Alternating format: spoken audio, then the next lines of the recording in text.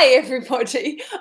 It came on live quicker than I thought. You know, when you just don't think what you're doing. Anyway, it was being in the now, being totally in the flow. So welcome. It's Andrea Fowkes.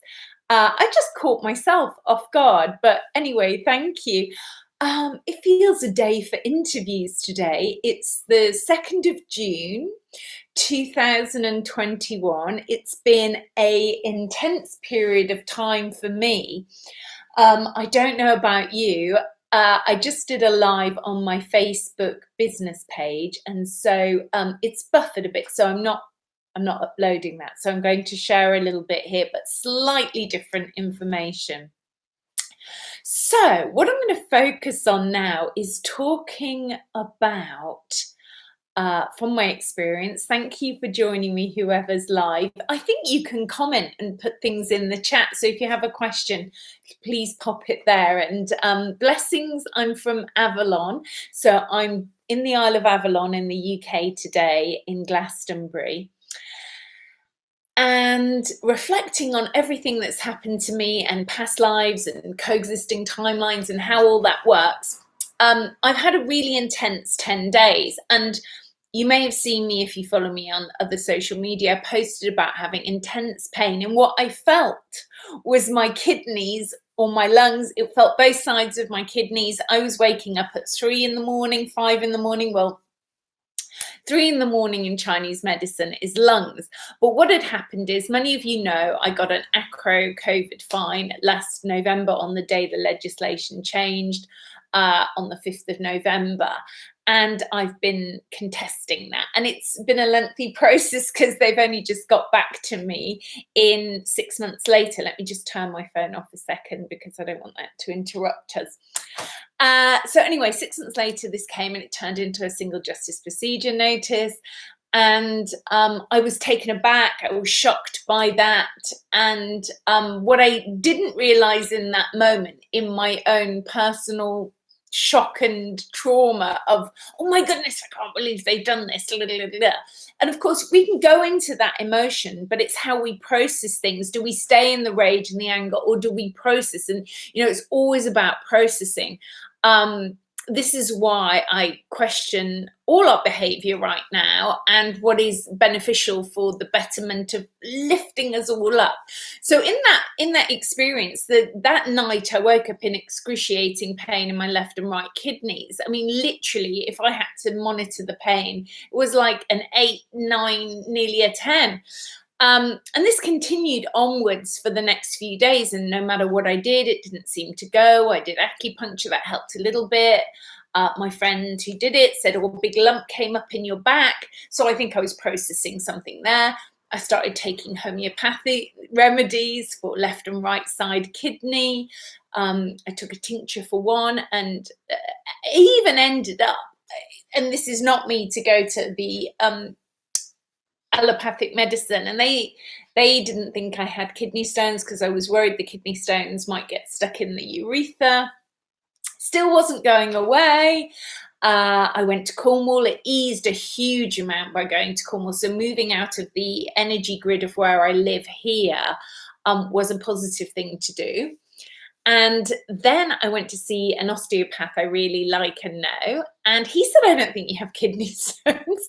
But this reoccurring theme of stones kept running. And as he said, I don't think you have stones, my Akashic records opened up to myself. And I saw that I'd been stoned to death in a past life for probably speaking my truth as I was doing in this lifetime. And that was it. The penny dropped. And by that evening and the next day, the pain had gone like 100% because I went into myself. I did the resolution, you know, this lifetime's not happening now. I'm not going to be stoned to death in this lifetime. This isn't happening. I don't need to carry this pain in my body. It's going, it's releasing. And so it's completely gone. But it was an intense pain for that 10 days till I made the resolution with the past life and the memory that was held in my body. Obviously, the association of thinking I had kidney stones, the vilification by the mainstream, obviously, because when I got sent the single justice procedure notice, I now had a witness who was a community police officer, and you know, saying this lady was here at this time, but that's all she's saying. She's saying I had a microphone. Yeah, I probably did have a microphone. I was the last person to speak, but at no point did the police intervene. Anyway, it's a big story. So I'm in the process of that story and where that goes, but it's allowed me, even in the experience of what's happened, it's allowed me to heal my body from a past life where obviously the villagers or the townspeople threw stones at me on my kidneys and I got stoned to death and I died. And so I've released the emotion from that, which obviously needed to come up for resolution and healing. So going back into everything that's happening just now, I'm just going to check nobody's left a message in the chat, not that I can see. So where we are on the 2nd of June, one of the things that has come into my awareness is obviously everybody is triggered in a positive or a negative way about what's going on with the jib job. You know, it's not something I would ever do myself, but I've been shocked that people who I thought wouldn't do it. I don't really know these people that well, but they came across to me as very spiritual, and I'm shocked they've done it. I haven't been able to, you know, talk with them in deep detail of what made you want to do this. You know, other people I've seen, very powerful businessmen that I know have done this. And I'm like, what made you do it? Some of them regret it already. Others have justification because they have friends who work in the 3D very high up and they think their friends think it's okay. So we have this polarity split between humanity. And I think instead of playing as one off against the other, we need to maybe look at something else that's going on. Because personally, I know people who've been very sick and ill and died from the side to the effects. So that does concerns me greatly, saddens me greatly. But why have some people seemed to sail through it and not have any side effects? I know all the evidence is it's a trial. The evidence is it's not necessarily going to affect you straight away. It could be X years down the line. So what is going on? Well, I've come up with an alternative. What if only certain star lineages or blood groups are affected in certain ways? What if it's to affect certain star lineages and to not affect other star lineages? Because isn't it strange that we have 3 different types of this? Whatever it is, you know, it's gene therapy. Nobody knows exactly what it is or what it's going to do or which people it would affect. So perhaps those who intuitively feel not to do it know that it's not right for their star lineage or their blood group or who they are on a soul level. And the other ones, perhaps some of them will survive, perhaps some of them won't. Perhaps some of them are doing what's right for their soul star lineage. You know, perhaps they have chosen to exit or have chosen to merge, obviously, with artificial technology. Maybe that's what who they are and what their star lineage is. Because some of the people I've spoken to who have done this and think it's a good thing, when I read their Akashic star lineage, they're not from the same planet or have had the same soul life experiences as myself or other people. Their energy's a lot harder. One of them, I don't think he was meaning to attack me, but the rage in him, not at me, it was at his brother, I think, because his brother has been telling him, you know, this is nonsense, don't do this, for 10 years, but his brother sits at home and doesn't do anything with his life. So I think he's frustrated and angry with his brother and sort of took all that rage and anger out at throwing it at me. And it took me a couple of days. The pain I felt in my heart after it, just holding that space, smiling while he went at me, actually felt like a pain in my heart, and I had to physically clear that. So there's a lot going on. Do I think that being around people who are shedding can affect us? No, I don't. I am around my dad, who has unwittingly taken it and, has changed his mind midway now. But do I think that being around people is going to affect us? I think being around people who have a lot of technology in their houses, lots of mobile phones, smart meters, densely vibrationally electromagnetic smog, I think that probably is very toxic for you. I don't think that's helpful. But being around those people, obviously our consciousness is very different than theirs. I don't think it's going to affect you in that way. Would I want to be intimate with those people as a single person? No. If I found out someone had had the jibby jib jib, would I want to be intimate with them and have a relationship with them?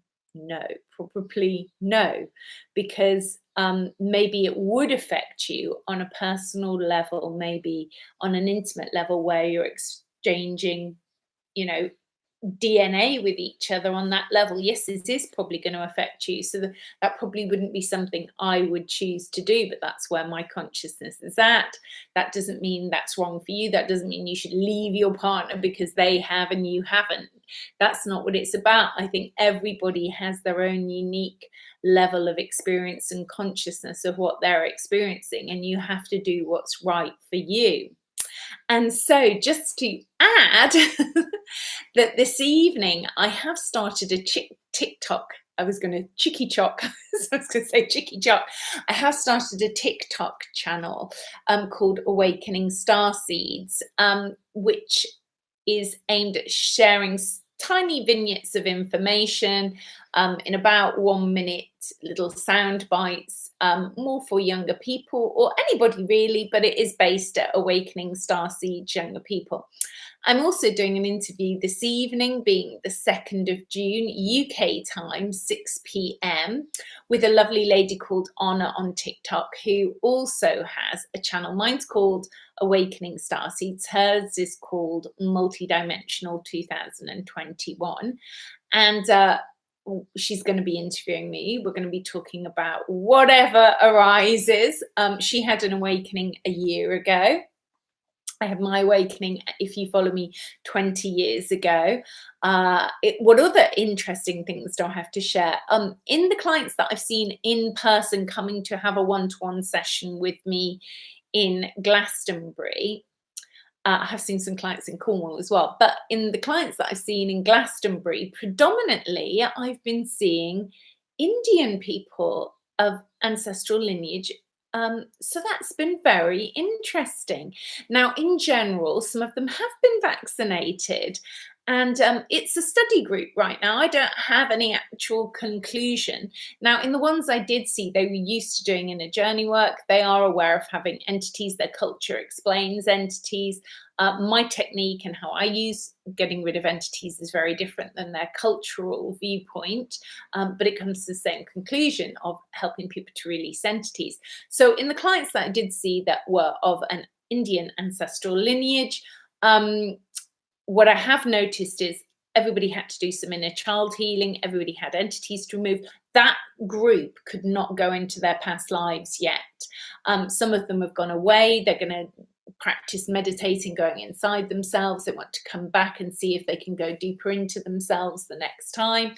Other people that I have seen who have not been jibby-jabbed have been able to go into their past lives.